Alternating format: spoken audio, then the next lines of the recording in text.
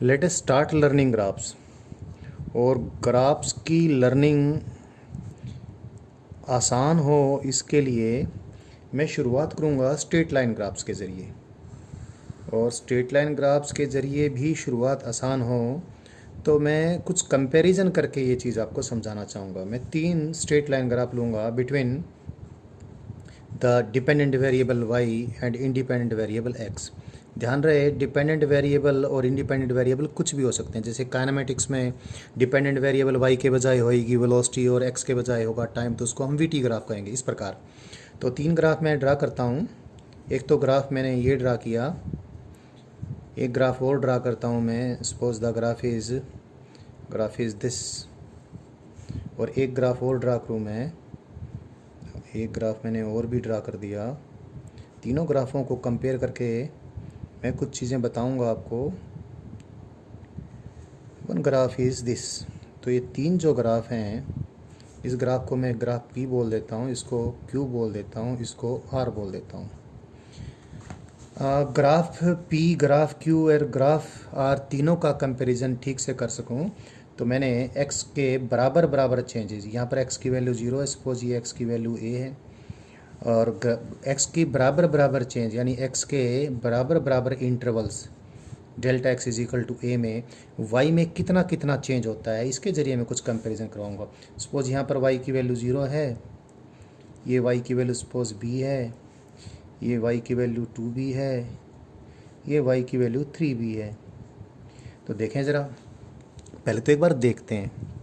देखने में हमें स्पष्ट रूप से दिखता है, we can see it very clearly that there is no change in the value of y in graph P। Graph P में y x बढ़ने के साथ साथ बढ़ता ही नहीं है। ग्राफ P में तो y क्या है जी, कांस्टेंट है। एक बात तो इस बात को मैं यूं भी तो बोल सकता हूँ, ग्राफ P में rate of change of y with respect to x 0 है। यानी rate of change of y with respect to x delta y by delta x, इसमें ग्राफ P में कितना है, 0 है। कैसे देख लीजिए, x की वैल्यू तो चेंज हो गई 0 से लेकर a तक, ये डेल्टा x है। और लेकिन y की वैल्यू तो यहाँ पर भी थी ग्राफ P में, और यहाँ पर भी है, और यहाँ पर भी है, और यहाँ पर भी है। तो डेल्टा y तो 0 और डेल्टा x a, तो delta y by delta x कितना है, 0 ही तो आया। तो ग्राफ P में हम देखें, it is having 0 rate of change of y with respect to x, that we can say also in the other words that the y remains constant in this graph. और एक चीज़ और देखें, मैं कहूँ कि ग्राफ P कितना ऊपर चढ़ रहा है, how much it is rising up. तो आप कहोगे कि तो ये तो ऊपर चढ़ ही नहीं रहा बिल्कुल भी, इसकी तो चढ़ान है ही नहीं।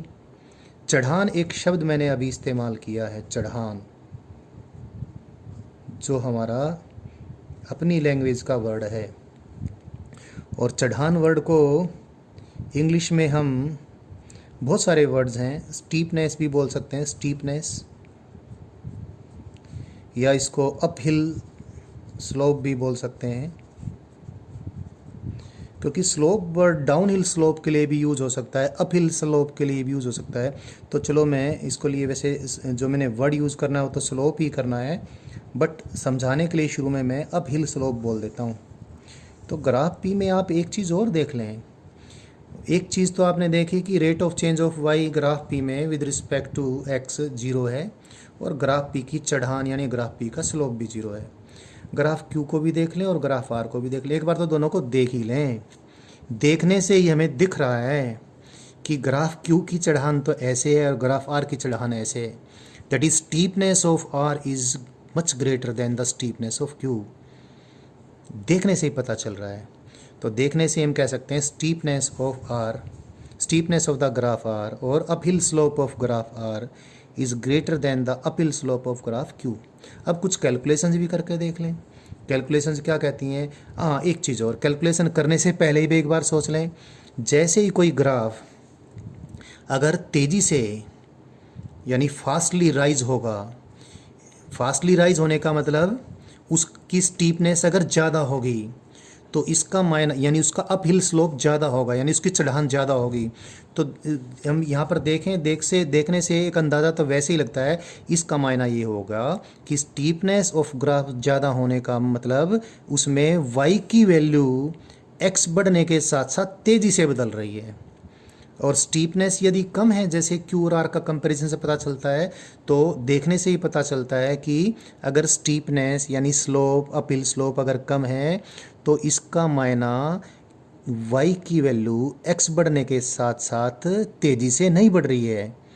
तो एक तो हमें seemingly we can judge, that is by a casual look we can judge the greater the steepness or greater the uphill slope, greater the slope of a graph, greater will be the rate of change of its dependent variable with respect to its independent variable। बाकी कुछ quantitative कुछ calculative support तो हैं ही, जैसे इसको देखकर लग रहा था कि इसमें तो y की rate of change with respect to x zero है, इट हैज़ नो स्लोप, और कैलकुलेशन भी इस बात का सपोर्ट करती है। और क्यू और आर के कंपैरिजन में ये पता चल रहा है कि इसका स्लोप ज़्यादा है, इसमें y की rate of change with respect to x ज़्यादा होनी चाहिए एज कम्पेयर टू q। एक बार छोटी सी कैलकुलेशन कर, बिल्कुल बचकानी कैलकुलेशन है, फिर भी एक बार कर लेते हैं। देखने से वैसे सब कुछ पता चल भी रहा है, फिर भी देखें हम delta y by delta x जो कि rate of change of y with respect to x है ग्राफ q के लिए। हालांकि ये एवरेज रेट ऑफ चेंज है, ये भी क्या है, average rate of change. Delta y by delta x क्या होएगी, average rate of change of y with respect to x. लेकिन एक बार मैं इस प्रकार एक लूज लैंग्वेज यूज करता हूँ, थोड़ी देर में इसको करेक्ट कर लूँगा मैं। तो delta y by delta x that is rate of change of y with respect to x for graph q. देखें एक्स की वैल्यू तो चेंज मैंने 0 से a तक की, यानी एक्स का इंटरवल तो मैंने a ही रखा। और देखें ग्राफ क्यू में जब x की वैल्यू चेंज कितनी होती है, x की वैल्यू चेंज होती है 0 से a, तो y की वैल्यू ग्राफ क्यू में चेंज होती है 0 से b। तो rate of change of y in graph Q with respect to x, although it is average rate of change, it comes out to be b by a। Graph r को भी देख लें, delta y by delta x graph r का भी निकाल लें हम। इसका देखें कितना बैठता है, जब x की वैल्यू इस ग्राफ में चेंज होती है 0 से a, 0 वाला पॉइंट इसमें ये, a वाला पॉइंट इस ग्राफ पे ये है। तो इस ग्राफ में जब हम यहाँ से यहाँ तक जाते हैं तो x की वैल्यू तो चेंज होती है 0 से a, और y की वैल्यू अरे राम यहाँ से यहाँ तक सीधा 3b चेंज होगा। तो this is 3b divide by a। So the average rate of change of y with respect to x in the graph R is much greater, 3 times as greater, 3 times as greater. Average rate of change of y with respect to R in graph R, average rate of change of y with respect to x, sorry, average rate of change of x, that is average rate of change of the dependent variable with respect to the independent variable in graph R is much greater than the average rate of change of y with respect to x in graph Q।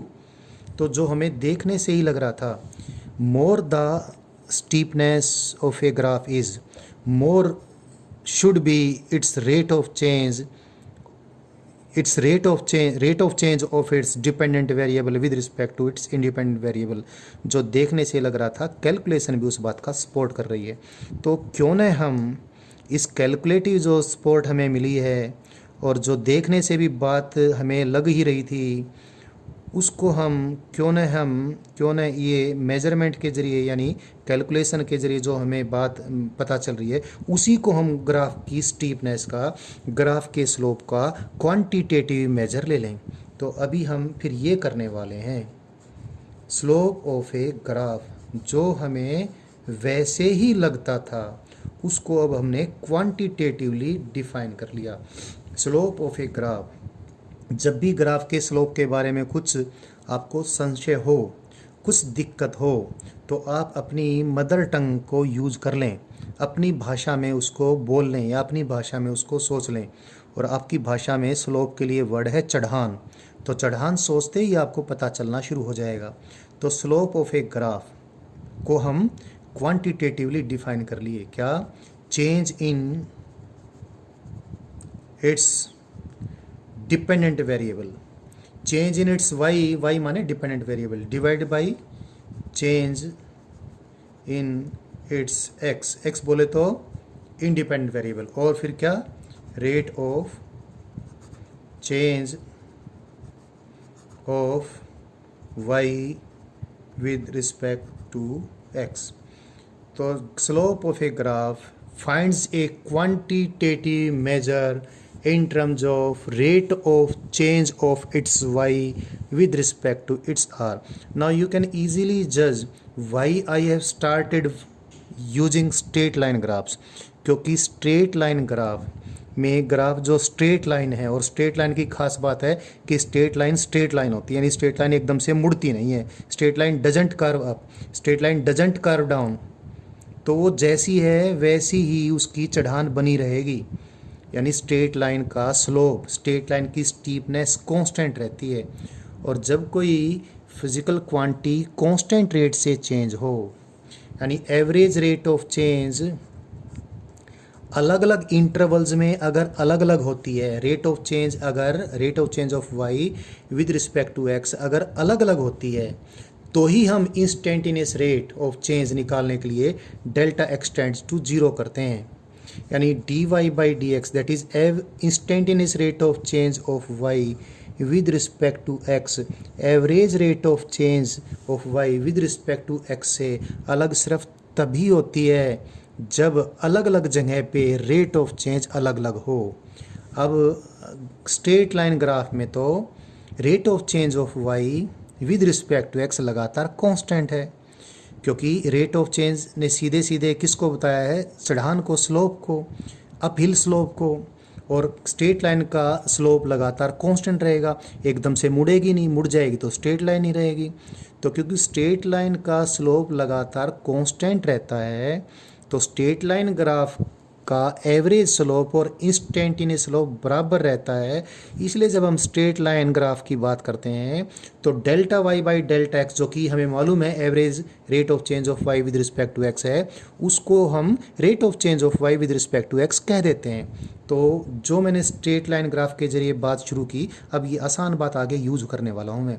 एक बात यहाँ पर अभी वापस से बोल दूँ, जो बड़ी इंपॉर्टेंट हमारे सामने उभर के सामने आई है।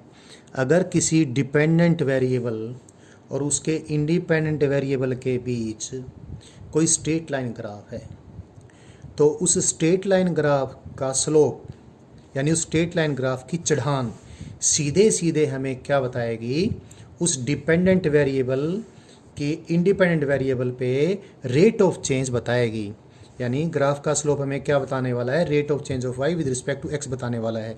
ये बात तो है ही, साथ में एक बात और भी, अगर graph of y with respect to x एक स्ट्रेट लाइन ग्राफ है, तो जो सबसे बड़ी बात हमारे सामने उभर के आती है वो ये, अगर if the graph of y with respect to x is a straight line graph, then it means y changes with respect to its x at a constant rate. तो straight line graph important graph है, बहुत आसान है। अगर किस physical quantity का किसी दूसरी फिजिकल क्वांटिटी के ऊपर निर्भरता ऐसी है कि एक फिजिकल क्वांटिटी दूसरी के अनुसार बराबर रेट से बढ़ रही है, y changing at a constant rate with respect to its x, then the graph between y and x will be straight line graph. तो जब भी इस प्रकार का होता है तो हम ये बात भी वर्ड करते हैं, y has linear relationship with respect to x। Linear relationship हम तभी कहते हैं जब rate of change of y with respect to x constant हो, और अगर ग्राफ प्लॉट करेंगे तो ग्राफ एक स्ट्रेट लाइन ग्राफ आएगा। यहाँ से हमने एक जो बात अभी समझी है उसको हम आगे बढ़ा लेते हैं। अभी स्ट्रेट लाइन ग्राफ के जरिए ये बात को मैं आगे बढ़ाऊंगा। मैंने कोई स्ट्रेट लाइन ग्राफ कंसीडर किया डिपेंडेंट वेरिएबल वाई और उसके इंडिपेंडेंट वेरिएबल एक्स के बीच, और इस स्ट्रेट लाइन ग्राफ को मैं अभी देखता हूँ। ये मैंने एक्सिस ऑफ एक्स को थोड़ा प्रोड्यूस कर दिया और ग्राफ को मैंने इस प्रकार से ड्रा कर दिया। This is straight line graph of the dependent variable x with respect to its dependent variable y with respect to its independent variable x. से when the graph is extended it makes an angle theta with positive x direction. Positive x direction इधर है, इधर नहीं, तो positive x direction के साथ इसने angle theta बनाया है। अब इस ग्राफ का मैं स्लोप निकालूं।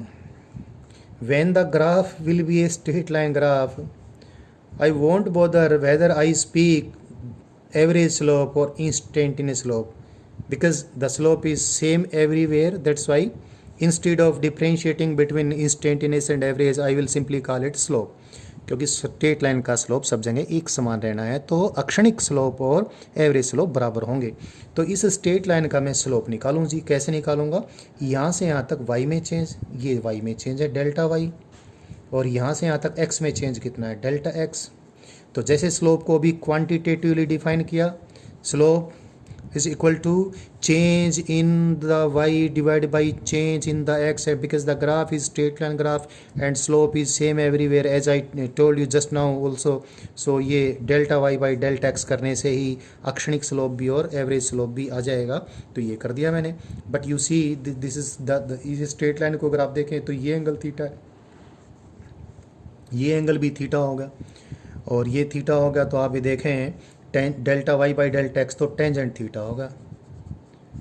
तो एक चीज़ हमने ये भी ध्यान रखनी है, क्योंकि ग्राफ्स के ज़रिए हमने फिज़िकल क्वांटिटीज़ के ऊपर एक फिज़िकल क्वांटिटीज़ की एक दूसरे पे निर्भरता को बहुत अच्छे से समझना है।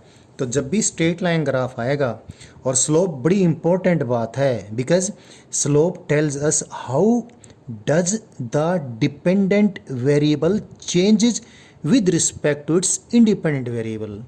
और अंततः तो हमने यही करना है, विभिन्न फिजिकल क्वांटिटीज़ एक दूसरे पे कैसे निर्भर करती हैं। और ये निर्भरता समझने में सबसे पहली बात फिर यही होती है कि rate of change of the dependent variable with respect to independent variable कितनी होगी, और स्लोप तो फिर हमें निकालना ही पड़ेगा। तो एक चीज़ हमने लर्न कर ली है कि जब भी अगर ग्राफ स्ट्रेट लाइन ग्राफ आ जाए, तो स्ट्रेट लाइन ग्राफ का स्लोप तो आप इमीडिएटली ऐसे ज्योमेट्रिकली भी निकाल लेंगे। स्ट्रेट लाइन को आप एक्सटेंड करेंगे, उसको एक्स एक्सिस के साथ मिलने देंगे, और वो पॉजिटिव एक्स डायरेक्शन के साथ जो भी एंगल बनाएगी उस एंगल का आप टेंजेंट निकाल लेंगे। और ये जो भी टेंजेंट थीटा आएगा, ये थीटा इज दिस एंगल, उस टेंजेंट थीटा के जरिए आप इसके स्लोप की क्वांटिटेटिव वैल्यू बोल देंगे, स्लोप इसका कितना है। ये बात भी हमें बतानी थी, ये आपको क्लियर हो गई। अब आगे एक दो बातें और भी कर लें। एक तो वो बात मैं फिर से रिमाइंड करवा देता हूँ। चलो इस एक और एग्जांपल लेते हैं जिसमें कुछ और कंपैरिजन भी कर लेंगे। मैं 3-4 ग्राफ ड्रा कर लेता हूँ। एक तो यही ग्राफ ड्रा कर लिया मैंने जैसे पहले था, इसका नाम भी मैंने P डाल दिया। एक ग्राफ और ड्रा कर लेता हूँ जैसे पहले था, इसका नाम मैंने R डाल दिया। एक ग्राफ मैं और भी ड्रा कर लेता हूँ जैसे पहले था, जिसका नाम मैंने Q डाल दिया। एक ग्राफ फिर मैं और भी ड्रा कर लेता हूँ, इस ग्राफ को मैं कोई और नाम दे देता हूँ, S नाम दे देता हूँ। ये 4 ग्राफ्स मैंने ड्रा किए X वर्सेस Y, यानी graph between the Y and it's X। इनके बीच मैंने 4 ग्राफ ड्रा किए। मैं कुछ एंगल देखता हूँ। ग्राफ Q का स्लोप निकालने के लिए मुझे एंगल निकालना पड़ेगा, और एंगल का मैं टेंजेंट ले लूँगा। तो इस एंगल को मैं अल्फ़ा बोल देता हूँ। ग्राफ R का स्लोप निकालने के लिए ये एंगल निकाल लूँगा जो इसने पॉजिटिव एक्स डायरेक्शन के साथ लिया, ये एंगल बीटा है सपोज। और ग्राफ P ने कितना एंगल बनाया है एक्स एक्सिस के साथ, because graph P is parallel to x axis, so it will make zero angle with x axis. So the tangent zero is zero. देखने में भी लग रहा था ग्राफ P का स्लोप जीरो है, और ग्राफ P ने कितना एंगल बनाया है पॉजिटिव एक्स एक्सिस के साथ 0 डिग्री, तो टेंजेंट 0 डिग्री तो जीरो ही होता है। तो ग्राफ P का स्लोप जीरो है, हमें पहले से ही मालूम था। एक बार हमने वापस से ऐसे ही करके देखा है। और ग्राफ Q के बारे में देखें, ग्राफ Q और ग्राफ R का हम कंपैरिजन पहले भी कर चुके। वो थोड़ा अलग डायग्राम था, ये थोड़ा अलग डायग्राम है, लेकिन आप देखें स्लोप R का ज़्यादा है, आपको साफ दिख रहा है। ये तो ऐसे पसरा हुआ है, ये थोड़ा ऊपर उठ गया है। तो दिस हैज़ मोर चढ़ान एज कम्पेयर टू दिस। और चढ़ान को हमने मापा है किससे? ज्योमेट्रिकली, ग्राफिकली टेंजेंट थीटा से हमने मेजर कर लिया। तो ये भी देख लें, एंगल भी कंपेयर कर ले। अल्फ़ा एंगल तो बीटा एंगल से कम है, यानी बीटा एंगल तो अल्फ़ा एंगल से ज़्यादा है। तो टेंजेंट बीटा तो क्या होगा? टेंजेंट अल्फ़ा से ज़्यादा होगा। तो जो हमने स्लोप को टेंजेंट थीटा के रूप में निकालना समझाया है, तो एंगल देख के आप डायरेक्ट कंपैरिजन कर सकते हैं कहाँ स्लोप ज़्यादा है, कहाँ स्लोप कम है, किस स्ट्रेट लाइन का स्लोप ज़्यादा, किस स्ट्रेट लाइन का स्लोप कम है। लेकिन यहाँ पर जो मेन चीज़ मैंने लर्न करवानी है वो तो ये है, ये वाला। इस ग्राफ को देखें आप, ग्राफ S, ये ग्राफ, इस ग्राफ में आप ये देखें, when x increases y decreases, तो इसमें तो चढ़ान नहीं, चढ़ान का उल्टा है। चढ़ान के उल्टे को हम अपनी भाषा में क्या बोलते हैं? ढलान बोलते हैं। So the graph S has कैसा स्लोप? Down hill slope. इसका डाउन हिल स्लोप है, यानी इसके स्लोप को अगर मैं अप हिल स्लोप कहूँ तो कहूँगा, क्या कहूँगा भाई? अप हिल स्लोप नहीं है, अप हिल का उल्टा है, यानी अप हिल का नेगेटिव है। यानी इसका स्लोप डाउन हिल स्लोप है। इसकी स्टीपनेस ये ऊपर ऐसे नहीं बढ़ रहा बल्कि ऐसे नीचे की तरफ गिर रहा है।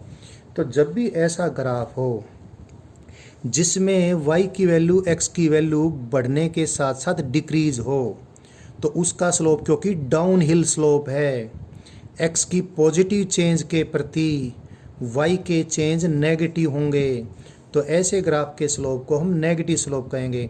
नेगेटिव स्लोप आप कई तरीके से समझ सकते हैं। अगर किसी प्रकार से आपको दिक्कत है तो ढलान वर्ड आप याद रखेंगे, आपको समझ में आ जाएगा। जब भी ग्राफ की चढ़ान कैसी है, चढ़ान के बजाय ढलान है, तो आप क्या कह देंगे? उसकी चढ़ान तो नेगेटिव चढ़ान है जी। ढलान क्या होगा? नेगेटिव चढ़ान, यानी स्लोप क्या होगा? नेगेटिव स्लोप होगा। अब जो हमने स्लोप को इस प्रकार से निकालना बता देख लें। सपोज ये जो ग्राफ है एस, जिसका स्लोप नेगेटिव है, नेगेटिव स्लोप समझने का तरीका मैंने बता दिया है। कैसे? यहाँ से आप यहाँ तक जाएं, y की वैल्यू डिक्रीज हुई है। पहले तो y की वैल्यू काफ़ी ज़्यादा थी।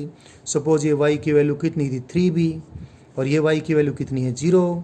तो y की वैल्यू में चेंज कितना हुआ? Final value minus initial value divide by x की वैल्यू यहाँ से यहाँ तक कितनी चेंज होगी? x की वैल्यू यहाँ से यहाँ तक चेंज होती है सपोज 2a, तो 0 final value of y minus initial value of y divide by change in x, जो कि कितना है? यहाँ से यहाँ तक सपोज 2a। तो इसका delta y by delta x कितना आया? Delta y by delta x आ गया माइनस 3b बाई 2a। तो अगर किसी भी तरीके से हम जान सकते हैं, अगर स्लोप को हम rate of change of y with respect to x के रूप में आइडेंटिफाई करें, और जो करना ही पड़ेगा, तो भी देखें इस ग्राफ का स्लोप नेगेटिव है, क्योंकि y की वैल्यू x की वैल्यू बढ़ने के साथ घटती जा रही है। और दूसरा, आप ढलान के रूप में तो इसको समझ ही गए हैं, चढ़ान तो ये है, ये ढलान है। और तीसरे फिर बात इससे आप देख लें, क्योंकि इस ग्राफ ने पॉजिटिव एक्स एक्सिस के साथ जो एंगल बनाया है गामा, ये ऑब्ट्यूज एंगल है, 90 डिग्री से ज़्यादा एंगल है, और 90 डिग्री से ज़्यादा एंगल का टेंजेंट नेगेटिव होता है। तो टेंजेंट थीटा के रूप में भी अगर आप इस ग्राफ के स्लोप को देखें तो नेगेटिव स्लोप आएगा। तो अभी मैंने एक बात आपको और बता दी है कि positive slope, zero slope, positive slope, zero slope और नेगेटिव स्लोप, इनके बीच में आपको अंतर करना आ गया है। स्लोप कम है या स्लोप ज़्यादा है, इनके बीच में भी आपको अंतर करना आ गया है। और सबसे बड़ी बात यह है, स्लोप के बारे में हमें देखते ही पता चलता है कि ग्राफ तेज़ी से ऊपर की तरफ मुड़ गया या नीचे की तरफ झुक गया। इस प्रकार से आप जो आपकी जो स्वाभाविक इंसान होने के नाते आपके मन में जो स्वाभाविकता है चढ़ान और ढलान को समझने की, उसके ज़रिए भी आप स्लोप को समझ सकते हैं। अभी इतनी बात हमारी हुई है, अभी कुछ और आगे समझने के लिए हम ऐसा करें, एग्जाम्पल फिर ऐसा लेते हैं जिससे कि ग्राफ के बारे में हमें और समझ में आता चला जाए। मैं एक विशेष प्रकार का ग्राफ लेने वाला हूँ। अभी तक मैंने स्ट्रेट लाइन ग्राफ्स को लेकर ही चीज़ों को आगे बढ़ाया है। अब थोड़ा स्ट्रेट लाइन को मैं कुछ विशेष ढंग से चेंज करता हूँ। अब मैं एक ऐसा ग्राफ लूँगा जो पूरा का पूरा ग्राफ देखें तो वो नॉन लीनियर है। नॉन लीनियर माने वो स्ट्रेट लाइन ग्राफ नहीं है। y और x के बीच में एक नॉन लीनियर ग्राफ है, लेकिन मैंने चालाकी से इस नॉन लीनियर ग्राफ को भी कुछ लीनियर पार्ट्स में कन्वर्ट कर दिया। देखो, इस ग्राफ को मैंने क्या किया, 1 2 3 4 5 सेगमेंट में डिवाइड कर लिया। पूरा ग्राफ देखूं तो ये नॉन लीनियर है, it is not a straight line graph. और इसके सारे सेगमेंट्स को मैं ऐसे पॉइंट्स बनाकर नाम देता हूँ, A B C D E F, ऐसे नाम दे दिया मैंने। अब देखो हम कुछ समझते हैं। जब मैं इस पूरे ग्राफ को एनालाइज करता हूँ तो आप देखें, जो सेगमेंट ए बी है और सेगमेंट बी सी है ग्राफ का, जैसे ही हम सेगमेंट ए बी, पहले तो ए बी और बी सी के बारे में जान लें। इस सेगमेंट में भी d y by d x, rate of change of y with respect to x, one thing I told you earlier, if the graph is a straight line graph, then its slope remains same everywhere. Therefore the average rate of change of slope remains same everywhere therefore अगर rate of change slope is synonym with the rate of change of the dependent variable with respect to its independent variable, तो जो average slope है जब rate of change लगातार constant रहती है तो rate of change की जो एवरेज वैल्यू होती है वही इंस्टेंटेनियस वैल्यू होती है। तो ये बात मैं 2-3 बार पहले बोल चुका हूँ, एक बार फिर बोल देता हूँ क्योंकि ये वर्ड्स मैंने अब यूज़ करने हैं। तो ग्राफ अगर स्ट्रेट लाइन ग्राफ है तो उसके स्लोप को, उसके एवरेज स्लोप को ही मैं उस ग्राफ के ऊपर किसी भी पॉइंट पे इंस्टेंटेनियस स्लोप के रूप में भी पहचानूंगा। तो instead of saying delta y by delta x I will use the word rate of change of y with respect to x, that is rate of change of y with respect to x at a particular value of x, या instantaneous rate of change of y with respect to x, ये word मैं use करने वाला हूँ। तो पहले तो यही बात, ग्राफ ए बी का स्लोप पॉजिटिव है, यानी वाई की वैल्यू एक्स के साथ बढ़ रही है, पॉजिटिव स्लोप है, चढ़ान है भाई, चढ़ान ढलान नहीं है। ग्राफ सी का भी स्लोप पॉजिटिव है, बट एक कंपैरिजन है, जैसे हम ए बी से बी सी पार्ट में आते हैं स्लोप इंक्रीज होता है, यानी slope d y by d x for A B और d y by d x for B C अगर हम कंपेयर करें तो बी सी का d y by d x A B से ज़्यादा है। इसका मायना ये हो गया कि जैसे ही हम इस सेगमेंट से इस सेगमेंट में एंटर करते हैं थ्रू पॉइंट बी, खुद d y by d x, खुद d y by d x भी बढ़ता है, यानी एट पॉइंट बी। ये ग्राफ इस प्रकार से एकदम से इमीडिएटली टर्न होगा तो कहने में थोड़ा मुश्किल होती है, उस बात को भी ठीक कर दूंगा मैं। जैसे हम इस सेगमेंट ए बी से सी डी बी सी में एंटर होते हैं, खुद slope that is d y by d x itself increases with x, यहाँ से यहाँ गए तो खुद d y by d x भी बढ़ता है, यानी rate of change of y with respect to x भी एक्स के साथ यहाँ से यहाँ तक जब पॉइंट बी के थ्रू गए तो बढ़ गई।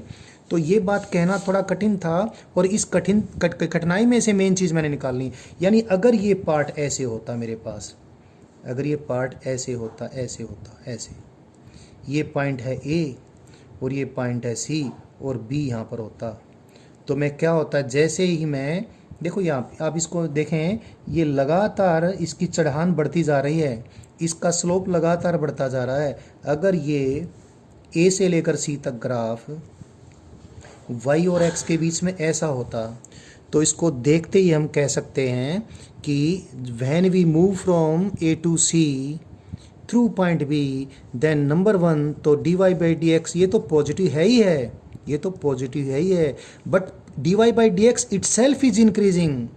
D y by d x की rate of change d y by d x यानी स्लोप भी तो एक्स के साथ बढ़ रहा है, और स्लोप की एक्स के साथ बढ़ने की रेट को कैसे निकालेंगे, इसको दोबारा से डिफ्रेंशिएट करके with respect to x. So d y by d x का डी बाई डी एक्स यानी rate of change of slope with respect to x, ये है क्या है स्लोप, और ये क्या है rate of change of slope. इसको हम ऐसे भी लिख देते हैं second derivative of y with respect to x.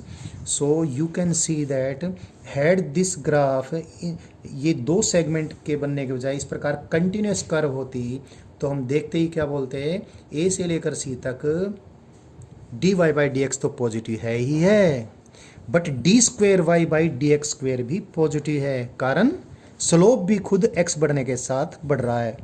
यहाँ से यहाँ तक मैंने ग्राफ को एनालाइज कर लिया है। अब आगे चलते हैं, हम इस सेगमेंट से इस सेगमेंट में एंट्री करते हैं। पहले देखें, इस सेगमेंट में ग्राफ का स्लोप पॉजिटिव है, अच्छा खासा स्लोप है जी, और सी से डी तक का जो सेगमेंट है इसमें ग्राफ का स्लोप 0 है। तो जैसे ही हम बी सी से सी डी में एंटर करते हैं थ्रू पॉइंट सी, ग्राफ का स्लोप एकदम से पॉजिटिव स्लोप से 0 हो गया। यानी एक बात तो क्लियर है, जैसे हम यहाँ से यहाँ एंटर करेंगे d y by d x घटेगा, d y by d x यहाँ तो अच्छा खासा था, यहाँ 0 हो गया। तो क्योंकि पॉइंट सी में एकदम से टर्निंग होती है तो बात कहने में थोड़ी कठिनाई होती है, इसलिए मैं इसको इस प्रकार कर लेता हूँ। जैसा मैंने यहाँ पर किया था वैसे ही कर लूँ। अगर मैं ऐसा करूँ, सपोज सी पर ये ग्राफ इस प्रकार का होता, ये ऐसे होता, बी से लेकर सी तक पार्ट इस प्रकार से जाता, बाय द वे ऐसे ऐसे ग्राफ चाहता। ये पॉइंट सी हो गया और ये पॉइंट बी हो गया और ये पॉइंट डी हो गया, यानी धीरे धीरे ये कंटिन्यूसली टर्न हुआ। तो जब मैं इस प्रकार का, अगर ये ग्राफ ऐसे होने के बजाय ये होता तो हम एकदम से कह सकते थे क्या, जैसे ही हम बी से डी की तरफ जाएंगे इस ग्राफ के लॉन्ग थ्रू सी, तो एक तो बात क्या, पॉजिटिव स्लोप ग्राफ का धीरे धीरे कम हो रहा है। सी के बाद जब डी की तरफ एंटर हो गए तो जीरो हो गया स्लोप, कोई बात नहीं, but one thing is positive slope x के साथ कम होता गया। बी से लेकर जब हम कहाँ गए, डी तक गए, तो positive slope near point C point के आसपास पॉजिटिव स्लोप पॉजिटिव से बदल के जीरो में कन्वर्ट हुआ। इसका मतलब slope is decreasing with x, यानी rate of change of slope है dy by d x. Rate of change of slope with respect to x negative आ गया, क्योंकि स्लोप एक्स के साथ डिक्रीज होने लग रहा है। तो इसका मायना कि अगर ये ग्राफ इस प्रकार से एकदम से टर्न होने के बजाय इस प्रकार कंटिन्यूस ग्राफ हो तो हम क्या कहेंगे, near point C the rate of change of slope with respect to x is negative, that is d by d x of d y by d x, जिसको क्या कहेंगे, second derivative of y with respect to x. ये negative है, this is negative. तो इस पार यहाँ से यहाँ, यहाँ से यहाँ, यहाँ से यहाँ तक ग्राफ को एनालाइज कर लिया। अब आगे चलते हैं, हम सी डी सेगमेंट से डी सेगमेंट में आए। अगर यहाँ के बजाय हम यहाँ पर आ जाते हैं इस सेगमेंट में, तो आप देख सकते हो सी से लेकर डी तक तो ग्राफ का स्लोप जीरो था, लेकिन जैसे ही डी के थ्रू आप डी ई सेगमेंट में आप एंटर करते हो, स्लोप नेगेटिव है। जीरो से स्लोप सीधा क्या हो गया, नेगेटिव हो गया। स्लोप का नेगेटिव हो जाना जीरो से, यानी स्लोप का खुद कम हो जाना। यानी डी के थ्रू जब हम जाते हैं सी डी से डी में, स्लोप नेगेटिव स्लोप बढ़ रहा है, यानी जीरो से स्लोप कैसा होगा, नेगेटिव होगा। और नेगेटिव स्लोप यानी नेगेटिव स्लोप की अगर मैग्नीट्यूड बढ़े तो हम क्या कहेंगे, स्लोप घट रहा है। यानी सी डी से डी की तरफ हम डी के थ्रू आए, सी डी से डी में हम डी के थ्रू आए तो स्लोप एक्स के साथ डिक्रीज हो रहा है। यहाँ पर भी बात कहने में कठिनाई, क्योंकि डी पॉइंट मैंने ऐसा ले लिया, तो मैं ऐसा कर लेता हूँ। मैंने ये अलग अलग स्ट्रेट पार्ट्स इसलिए लिए क्योंकि मैंने पहले स्ट्रेट पार्ट्स के जरिए स्ट्रेट लाइन ग्राफ्स के जरिए चीज़ों को समझाया था। तो अगर ये इस ग्राफ को मैं इस प्रकार से ले लूँ, इधर तो कौन सा पॉइंट है, सी, ये आ गया डी, और ये इधर है ई। अब कहने में कोई कठिनाई नहीं है क्योंकि ये कंटिन्यूस ग्राफ होगा। तो when we go from C D part to E through point D, then near point D the rate of change of slope is negative. Rate of change of slope negative क्यों है, क्योंकि slope की value zero से negative बनी है। जब कोई negative quantity बढ़ती है तो हम क्या कहते हैं, क्वांटिटी डिक्रीज होती है। तो नेगेटिव स्लोप, जीरो से स्लोप क्या हो गया, नेगेटिव हो गया। यानी the slope is decreasing with x when we go from C D to D E through point D. तो यहाँ पर मैं क्या लिखूँगा, अगर मैं इस प्रकार का ग्राफ देखता हूँ, ऐसा देखता हूँ, ग्राफ का स्लोप नेगेटिव स्लोप बढ़ता चला जाए, यानी नेगेटिव स्लोप की मैग्नीट्यूड बढ़ती चली जाए, या फिर पहले स्लोप जीरो था और फिर नेगेटिव हो जाए, तो हम क्या कहेंगे, द स्लोप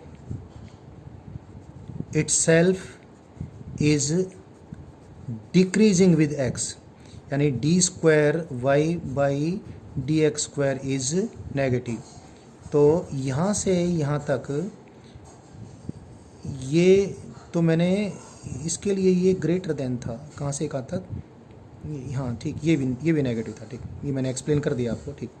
ये पॉजिटिव स्लोप डिक्रीज हो रहा था। तो यहाँ पर अब यहाँ इस पूरे पार्ट को देखूँ मैं, अगर मैं इस प्रकार से पार्ट को देखूँ ऐसे, ये पॉइंट सपोज बी है, ये पॉइंट सी है, ये पॉइंट डी है, ये कंटिन्यूस ग्राफ है, और ये पॉइंट आ जाता है ई पॉइंट आ जाता है। तो मैं अगर बी से ई तक देखता हूँ तो लगातार आप देखें, पहले पॉजिटिव स्लोप था, फिर जीरो हुआ, फिर नेगेटिव स्लोप हो गया, बीच में कुछ देर के लिए स्लोप जीरो भी रहा, और उसके बाद फिर नेगेटिव होगा। तो एक चीज़ है, बी से लेकर ई तक बीच में स्लोप जीरो रहा उस पार्ट को अगर हम लगातार जीरो रहा उस पार्ट को अगर हम भूल जाएं तो हम ये देखें बी से लेकर ई तक स्लोप की rate of change with respect to x negative रही है। अगर बीच में हॉरिजॉन्टल पार्ट यानी एक्स के पैरेलल पार्ट की विड्थ न के बराबर होती है, यानी अगर ये ग्राफ इस प्रकार का होता, ये पॉइंट बी और बीच में सिर्फ ये दो सी और डी के बजाय सिर्फ एक ही पॉइंट होता सी, और यहाँ पर आ जाता कोई पॉइंट ई या डी, तो जब मैं अगर इस प्रकार से ग्राफ अगर देखूँ तो क्या कहूँगा, स्लोप पॉजिटिव से पल भर के लिए जीरो हुआ और फिर घट के नेगेटिव हो गया, तो स्लोप पॉजिटिव से नेगेटिव में कन्वर्ट हुआ है। इसका मतलब स्लोप की खुद की रेट ऑफ चेंज, स्लोप तो ये d y by d x, इसकी खुद की rate of change with respect to x that is d square y by d x square क्या है, नेगेटिव है। तो जब इस प्रकार का ग्राफ देखेंगे तो हम ये कह सकने में सक्षम होंगे कि ग्राफ के स्लोप की रेट ऑफ चेंज भी नेगेटिव यानी d square y by d x square negative है। अभी और आगे चलते हैं। अब मैं इस ग्राफ को देखूँ, इस पार्ट को देखूँ, इस पार्ट से इस पार्ट में आ जाऊँ, यानी डी से लेकर मैं ई एफ में आ जाऊँ, तो यहाँ पर स्लोप नेगेटिव है, यहाँ पर भी स्लोप नेगेटिव है, लेकिन यहाँ पर नेगेटिव स्लोप कम है, यहाँ पर नेगेटिव स्लोप ज़्यादा है, यानी d y by d x की नेगेटिव वैल्यू किस पार्ट में, डी पार्ट में नेगेटिव वैल्यू डी पार्ट में क्या है, कम है। किससे कम है, ये नेगेटिव पार्ट से, d y by d x E F, यानी negative value of the slope in this part is lesser than this. इसका मतलब स्लोप की वैल्यू, स्लोप तो d y by d x से डिफाइन करते हैं, तो d y by d x D E is greater than d y by d x of E F, यानी ये जो पार्ट है जिसका नेगेटिव स्लोप ज़्यादा है, इस पार्ट के नेगेटिव स्लोप से, मैंने ये लिखा है इस पार्ट का नेगेटिव स्लोप इस पार्ट के नेगेटिव स्लोप से ज़्यादा है। ये बहुत आसानी से आप इस बात को समझ सकते हैं, लेकिन मैंने एक बार डिटेल में बताना था तो इसलिए बताया। यानी मैं ये कहूँगा कि पार्ट डी का स्लोप ज़्यादा है किससे, ई एफ से। जब इस प्रकार से बोलते हैं एक दो बार बच्चे को परेशानी होती है, सोचता है देखो जी यहाँ तो कम टेढ़ा है, यहाँ ज़्यादा टेढ़ा है, क्योंकि स्लोप नेगेटिव है भाई, और नेगेटिव स्लोप जब बढ़ेगा तो कुल मिलाकर नेगेटिव वैल्यू बढ़ी है, इसका मतलब जो क्वांटिटी है वो डिक्रीज हो गई। यानी slope from D to E F अगर हम जाएं इस पार्ट से इस पार्ट में, तो स्लोप यानी d y by d x decrease हुआ है, और d y by d x decrease होने का मतलब फिर वही बात आ गई, क्या पॉइंट ई अगर एकदम से कॉर्नर ना होता, स्मूथ पार्ट होता यहाँ पर, तो हम कह देते हैं डी से लेकर एफ तक लगातार स्लोप की rate of change with respect to x negative है। यानी इसको भी मैं ऐसे ही बना दूँ जैसे मैंने और पार्ट बनाए हैं। अगर मैं डी से लेकर एफ तक ऐसे बनाऊँ, ये पॉइंट डी, बीच में आ गया ई और ये आ गया एफ, तो मैं क्या कहूँगा, when we go from D to F through E the rate of change of slope with respect to x, यानी d y by d x का खुद d by d x rate of change of slope with respect to, जिसको d square x by d x square करते हैं, ये negative है। तो मैंने इस पूरे ग्राफ में आपको ये बताया है कि कहाँ स्लोप पॉजिटिव है और कहाँ नेगेटिव है, और कहाँ पर स्लोप की रेट ऑफ चेंज पॉजिटिव है, कहाँ पर स्लोप की रेट ऑफ चेंज नेगेटिव है। ये बात ही बहुत बड़ी बात हो जाती है। यानी जब भी हमने किसी फिजिकल क्वांटिटी का variation with respect to its independent variable समझना होता है, तो हमने दो बात मेन समझनी होती है कि जो डिपेंडेंट वेरिएबल है वो with respect to independent variable किस रेट से चेंज होता है, और उसकी रेट ऑफ चेंज की भी रेट ऑफ चेंज क्या है, और ग्राफ्स के जरिए बहुत आसानी से समझ जाते हैं। अब इन सारी बातों को सम अप कर देता हूँ। मैं एक एग्जाम्पल लेता हूँ जिसमें ये बात और क्लियर हो जाएगी। तो एक एग्जाम्पल में मैं एक स्पेशल तरीके से ग्राफ ले लेता हूँ। इस प्रकार से मैंने ग्राफ बनाया और ऐसा मैं ग्राफ बना देता हूँ,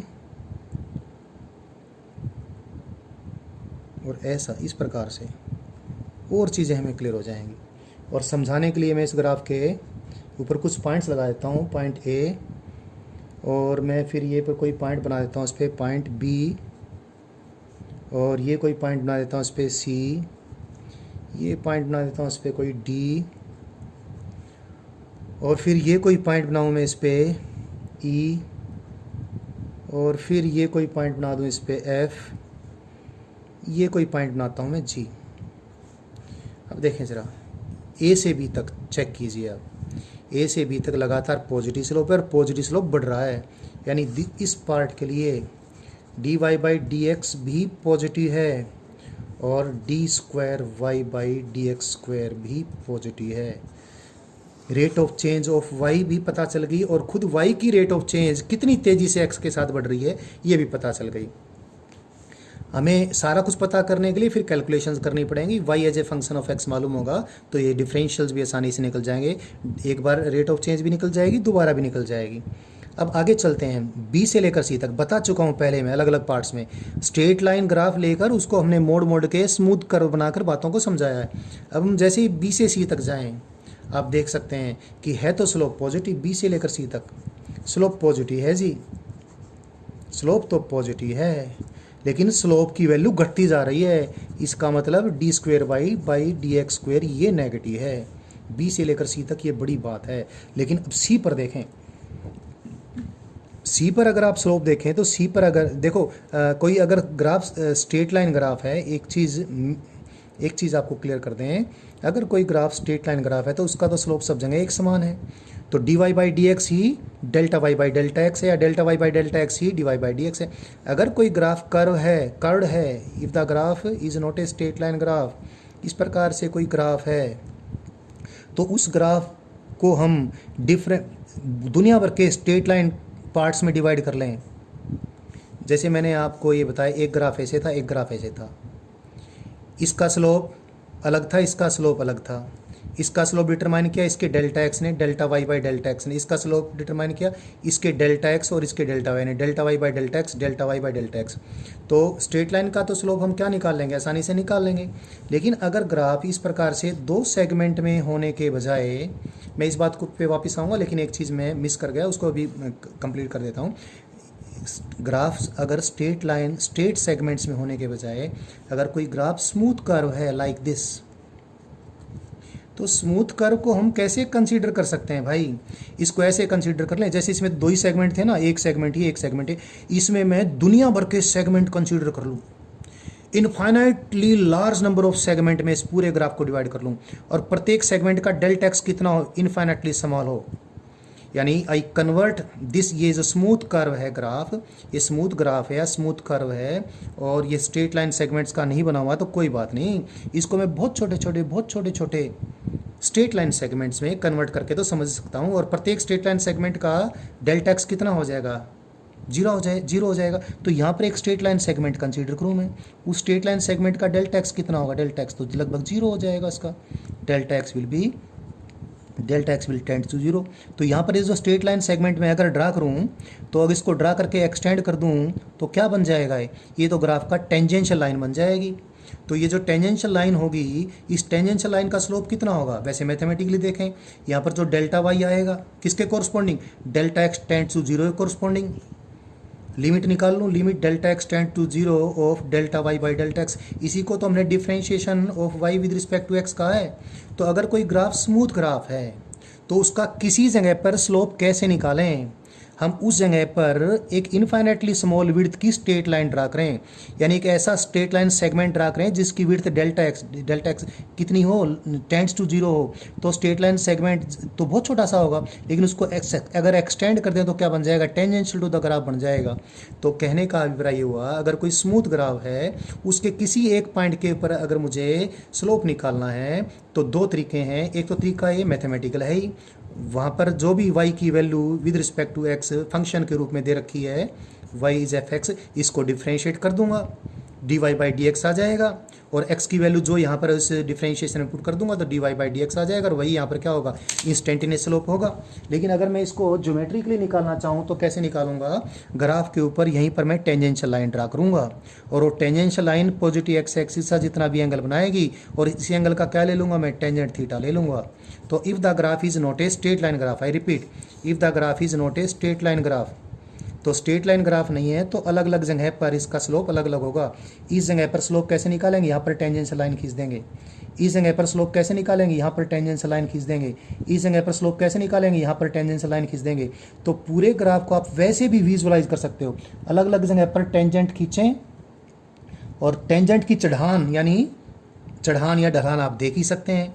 और अगर आपने ये फंक्शन मालूम है y in terms of x, तो या तो आप स्लोप निकालने के लिए या रेट ऑफ चेंज निकालने के लिए सीधे y को डिफरेंशिएट कर दें विद रिस्पेक्ट टू x, सीधा dy बाई dx आ जाएगा। या फिर टेंजेंशियल लाइन खींचें, वो देखें टेंजेंशियल लाइन पॉजिटिव एक्स के साथ कितना एंगल बनाती है, थीटा एंगल बनाती है, तो टेंजेंट थीटा निकालें। तो एक बात आपको बीच में मिस हो गई थी, मैंने आपको बता दी है। If you are having a curve not a straight line, तो हम उस कर्व जो कर्व्ड ग्राफ है, जो स्ट्रेट लाइन ग्राफ नहीं है, उसके किसी भी पॉइंट के ऊपर किस प्रकार से हम स्लोप कैलकुलेट करेंगे, उस पर स्लोप कैलकुलेट करेंगे, जिसको हम dy बाई डी एक्स यानी instantaneous rate of change of y with respect to x कहेंगे। कैसे निकालेंगे, वहाँ पर जो एवरेज स्लोप आएगा, ये तो डेफिनेशन है जिसमें डेल्टा एक्स टेंड टू 0 हो जाएगा। तो क्या करेंगे, यहाँ पर हम टेंजेंशियल लाइन खींच देंगे और tangential line positive x axis के साथ जितना भी एंगल बनाएगा उसका टेंजेंट हम ले लेंगे। तो ये बात हो गई। अब मैं यहाँ पर आ जाता हूँ। यहाँ से आप देख भी सकते हो कि यहाँ पर स्लोप, यहाँ पर टेंजेंशियल लाइन खींच दें, स्लोप लगातार बढ़ रहा है, टेंजेंशियल लाइन का स्लोप की चढ़ान बढ़ती जा रही है, फिर टेंजेंशियल लाइन की चढ़ान घटती गई और पॉइंट सी पर आए थे हम। पॉइंट सी पर टेंजेंशियल लाइन खींचें तो उसकी चढ़ान 0 होगी, यानी बिल्कुल हॉरिजॉन्टल टेंजेंशियल लाइन बन गई। हॉरिजॉन्टल का मायना है जो एक्सिस ऑफ एक्स है, एक्सिस ऑफ एक्स माने इंडिपेंडेंट वेरिएबल की एक्सिस के अगर पैरेलल टेंजेंशियल लाइन बन जाती है ग्राफ के किसी पॉइंट पर, तो वो एक्स एक्सिस के साथ वो लाइन 0 एंगल बनाएगी, यानी स्लोप 0 होगा। मैं क्योंकि बीच में मैंने इस चीज़ को एक्सप्लेन करने लग गया था, इसलिए वापस से इस ग्राफ पर आ जाता हूँ। मैंने बताया था आपको ए से लेकर बी तक तो स्लोप भी पॉजिटिव है, यहाँ लिख रखा मैंने, ए से लेकर बी तक स्लोप भी पॉजिटिव है और rate of change of slope with respect to x भी पॉजिटिव है, यानी d y by d x भी पॉजिटिव और d square y by d x square भी पॉजिटिव है। फिर बी से सी तक हमने बताया कि d y by d x तो पॉजिटिव है, स्लोप तो पॉजिटिव, वाई की वैल्यू एक्स के साथ इंक्रीज हो रही है, लेकिन स्लोप लगातार डिक्रीज हो रहा है, यानी d square y by d x square negative है। कहाँ से कहाँ तक, बी से लेकर सी तक। लेकिन जैसे ही हम सी पर पहुंचते हैं जी, सी पर टेंजेंशियल लाइन ड्रा करके देखें और टेंजेंशियल लाइन का स्लोप कितना है, 0 है, तो सी पॉइंट पे ग्राफ का स्लोप 0 है। और जैसे ही हम फिर सी से डी में एंटर करें, सी पॉइंट को मैं वापस भी बात करूंगा, अभी सी पॉइंट की एक विशेष इंपॉर्टेंस है। अब सी से लेकर डी तक जाएं, सी पर तो स्लोप 0 था, सी से लेकर डी तक लगातार नेगेटिव स्लोप है। नेगेटिव स्लोप का मायना वाई की वैल्यू एक्स की वैल्यू बढ़ने के साथ साथ डिक्रीज हो रही है, लेकिन नेगेटिव स्लोप तो बढ़ता जा रहा है। नेगेटिव स्लोप बढ़ने का मतलब है स्लोप घटता जा रहा है, यानी सी से डी तक d y by d x बंदी ये भी नेगेटिव है और d square y by d x square ये भी नेगेटिव है। तो सी से लेकर डी तक क्या है, स्लोप भी नेगेटिव है और स्लोप की खुद की rate of change with respect to x भी नेगेटिव है। अगर मैं बी से लेकर डी तक पूरा देखूं, और ये पहले बता चुका हूं, बी से लेकर डी तक लगातार डी स्क्वेयर वाई, बी से लेकर डी तक, यहाँ से लेकर यहाँ तक, यहाँ से लेकर यहाँ तक लगातार d square y by d x square क्या है, नेगेटिव है। अब आगे चलते हैं, डी से लेकर ई तक, डी से लेकर ई तक फिर वही बात है जो यहाँ से यहाँ तक थी। क्या डी से लेकर ई तक स्लोप नेगेटिव है और नेगेटिव स्लोप बढ़ रहा है। नेगेटिव स्लोप बढ़ने का मतलब क्या है, d square y by d x square भी नेगेटिव है। तो सी से अगर ई तक देखूँ तो स्लोप लगातार नेगेटिव और नेगेटिव स्लोप बढ़ रहा है, यानी सी से लेकर ई तक लगातार, सी से ई तक लगातार d y by d x भी नेगेटिव है और d square y by d x square भी नेगेटिव है। अब ये मेन बात आ गई। अब इसके बाद ये थोड़ा डिफरेंट है। जैसे मैं ई से एफ की तरफ जाता हूँ, ये देखिए ज़रा, ये भाई साहब नेगेटिव स्लोप कम होना शुरू हो गया, यानी नेगेटिव स्लोप की मैग्नीट्यूड कम होना शुरू हो गई, यानी स्लोप बढ़ना शुरू हो गया। यहाँ से लेकर यहाँ तक स्लोप लगातार नेगेटिव है, लेकिन नेगेटिव स्लोप डिक्रीज हो रहा है। तो मैं यहाँ पर भी ऐसे तीर लगा के लिख देता हूँ, ई से लेकर एफ तक नंबर 1 तो d y by d x तो है ये negative, d y by d x हो गया नेगेटिव, लेकिन नेगेटिव स्लोप क्योंकि कम होता जा रहा है इसलिए d square y by d x square इसमें हो गया पॉजिटिव। तो ई से लेकर एफ तक d square y by d x square positive है। और फिर तो आगे वही बात है जो यहाँ तक थी। तो एफ से लेकर जी तक d y by d x भी पॉजिटिव, ये भी पॉजिटिव है और पॉजिटिव स्लोप भी बढ़ता जा रहा है, तो d square y by d x square भी पॉजिटिव है। तो क्योंकि इसमें बहुत सारी चीज़ें होगी, मैं एक पेज पलट लेता हूँ चीज़ें समझाने के लिए। ग्राफ ये ऐसा था, ये ग्राफ ऐसा था,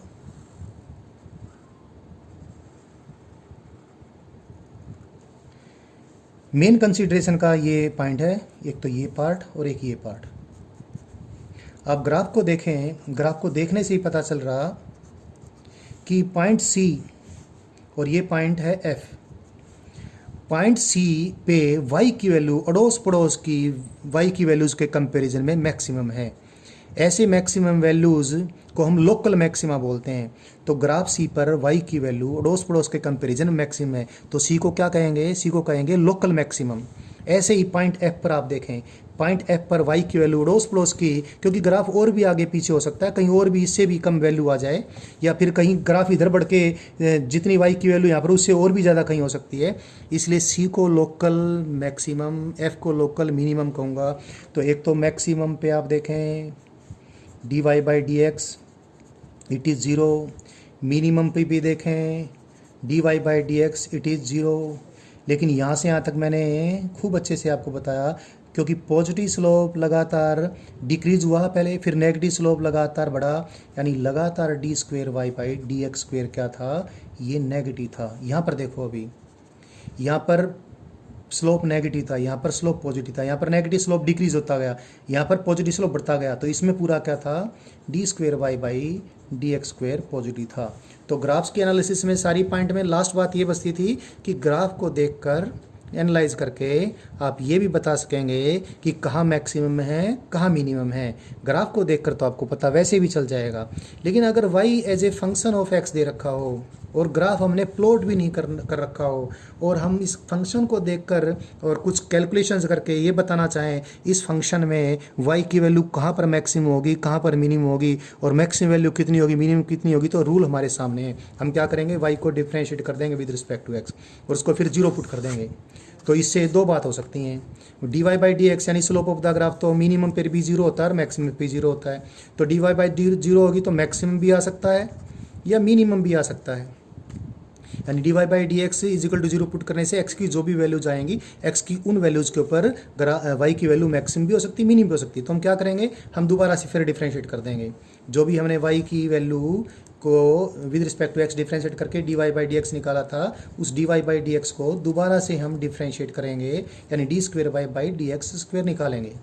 तो d square y by d x square जब निकालेंगे तो ये देखेंगे जहाँ पर ये लेसर देन जीरो यानी नेगेटिव आए, वहाँ पर तो y की वैल्यू मैक्सिमम होगी, और जहाँ पर second derivative of y with respect to x greater than zero आए, वहाँ पर y की वैल्यू मिनिमम होगी।